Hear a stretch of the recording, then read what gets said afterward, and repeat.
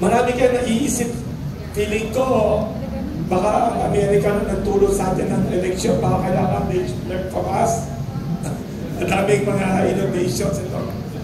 Comelec under Chairman George Garcia. May tanong pa kayo, freely ask. Yes, Kathy.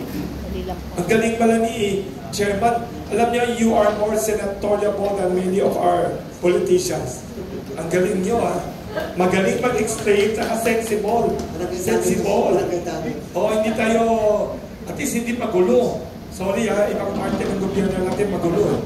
Kayo, you are efficient, proactive, and sensitive to the needs of even the, point of clarification lang.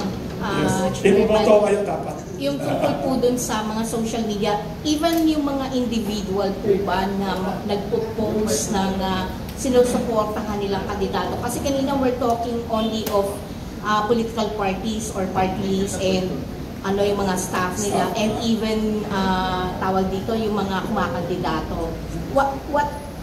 Paano naman po yung mga individual na sumusuporta? Hindi po, yung mga taong supporters, alam nyo, ang isa pa sa naisip natin, ng Kati, hindi lang yun, isa pa naisip natin, ang kalimitang argument ng ibang politiko dyan, sinasabi ng ibang politiko, na hindi naman ako nagkamit niyan, hindi naman ako naglagay niyan, lagi na lang gano'n na argumento.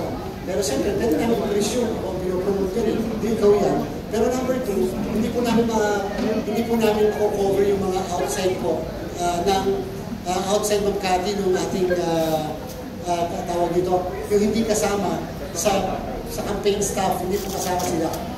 And therefore, bahala na rin yung platform kung tatanggalin nila o yung mga post na yan. Thank you po.